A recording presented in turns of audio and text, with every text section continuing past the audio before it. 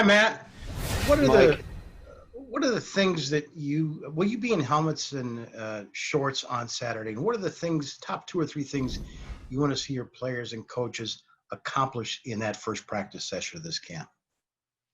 I think just everyone getting a feel for how we practice, what our standards are, and I want to see guys playing fast, doing their responsibilities.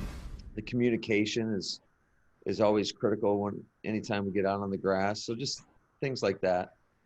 Coach, at your end of the year presser, and then again later in the offseason, you stated that you wanted to be more involved, or you planned to be more involved on the defensive side, to be in the meeting rooms, or at least in the defensive room. Has that materialized like you thought it would, and are you planning to keep that up during the season? Well, it definitely was a unique offseason since we were all virtual. But no, yeah, certainly I'm involved every day in constant communication with not only Pep but the other defensive coaches, and I feel really confident that we've made progress just in terms of our communication, tightening up some things on the defensive side of the ball, and I'm excited to see what we put out there. Hey, Matt, I'm wondering what your plan is to start off at right guard, if it'll be just Billy or if it'll be kind of like last year when you started rotating Elton and Lane. Yeah, just like we've talked about, last week or so, we're in competition everywhere along the line, and specifically on that right side, and it's going to be us just kind of going through and putting the guys in position and then playing the best five. Coach, what qualities do you like the best about Jair Alexander? Oh, there's so much to like about Ja.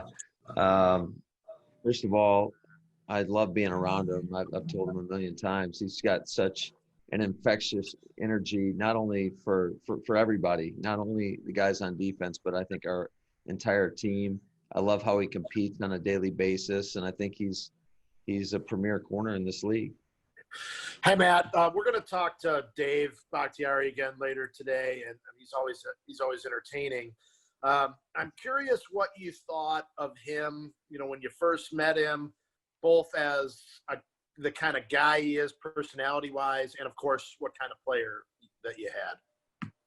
Yeah, well, Dave's a pro, and he definitely likes to have a lot of fun, but I think when it comes down to it, he is able to balance having fun and being a pro, and I think that's why he's the player he is today. He always gives great effort, and he's somebody that we can always count on. Given the short window of training camp, are there things you can do for the undrafted guys, for the rookies, for the young free agents to give them extra time, whether it's classroom or I imagine it's hard to do it on the field, but are there things you're able to do for them to sort of speed up their learning curve? Well, we've had extra meetings with those guys every evening and in the morning as well. So they're getting about 2 extra hours of meeting time per day.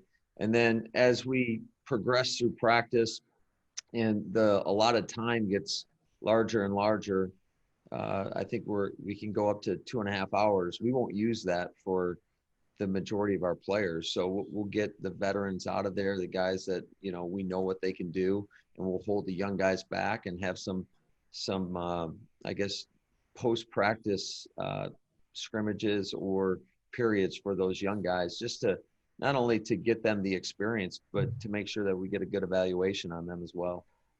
Thanks for doing this. I was just wondering, with the running backs y'all have on the roster, how do you think they kind of complement each other so that they can all work together? And also just with Dylan, how much is the whole offseason, the way this offseason has gone, how much could that impact what he does as a rookie? Or is it a situation where at the running back position, maybe it's a little easier for a guy to kind of come straight in even without having the OTAs, the rookie mini camp and the like?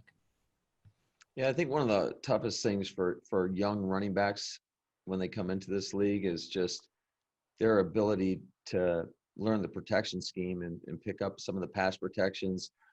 Certainly we get a lot of exotic looks from our defense, and we're kind of going through some of the growing pains right now, but fortunately we've had a lot of walkthrough and getting AJ a ton of reps. But I'm really excited about that room as a whole. I think to your point, they do complement each other well. They all kind of bring a little bit different style, to our team. Obviously, Aaron Jones had a big year last year, not only in the run game, but made some key receptions for us as well, and was proved to be a very explosive player. Really excited about Jamal, just his ability to grind out tough yards. He definitely a change of pace from Aaron, and he also does a great job in pass protection. And then the guy that I'm excited to see too more is Dexter Williams. He's a guy that's really been working really, really hard in all the video I've seen of him in the conditioning phases. And then we got Damari Crockett.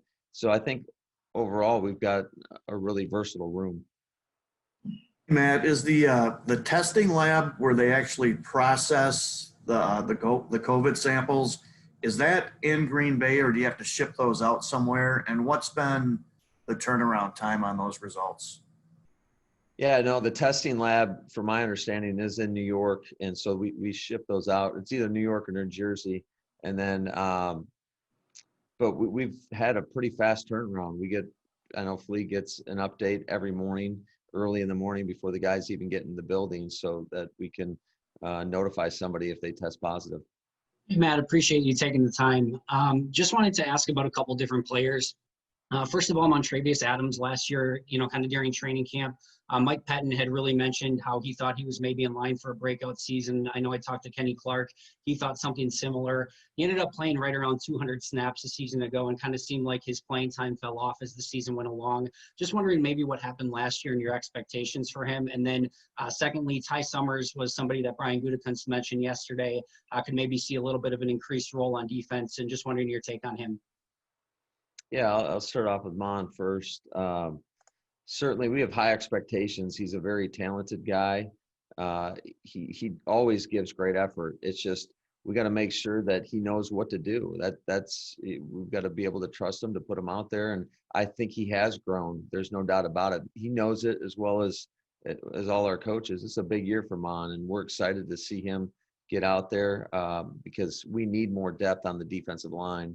And then Ty Summers, he's a guy that really came in and proved very trustworthy in the special teams aspect, made a lot of big plays for us, was a consistent performer, and hopefully, another year in this system, that'll be able to translate onto the defense side of the ball as well.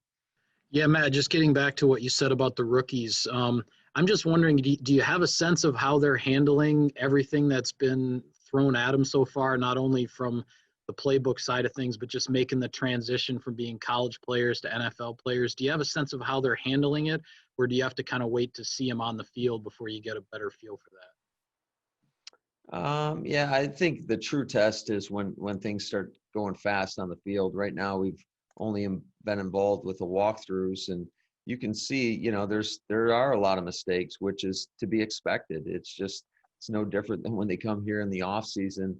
Those OTAs are vital for those guys to get those meaningful reps. But I do think the one thing about this, training camp is that it is nice to be able to actually go out on the field with these guys, put them through their responsibilities, their assignments, install the entire systems in all three phases to them. And then now they get to go out to do it for real on Saturday with live practices. Matt, thanks for doing this. Just curious, you're a little over a week in now with everybody together. How do the players adhere to all of the protocols that are in place? Have they adjusted the masks, the distancing, and have there been any complaints? Well, if there's been complaints, I've not heard of them, but I'm sure there's some. But it is what it is, and that's what our message to our team was, hey, embrace it. All other 31 teams are doing this, and whoever handles this the best is going to have an advantage over the competition. I've been really pleased with how our players have been. I think they've been acting responsibly outside of the building, and knock on wood, hopefully we don't have any positive cases come up. Coach, yesterday you guys claimed Travis Fulham from Detroit. He played sparingly last year, but when he did, he was a pretty dominant run blocker, which makes me want to ask, when you hear about a wide receiver getting picked up, now be honest, do you look at the route running first or the run blocking first? Because you have made no secret of how much you like wide receivers who block in the run game.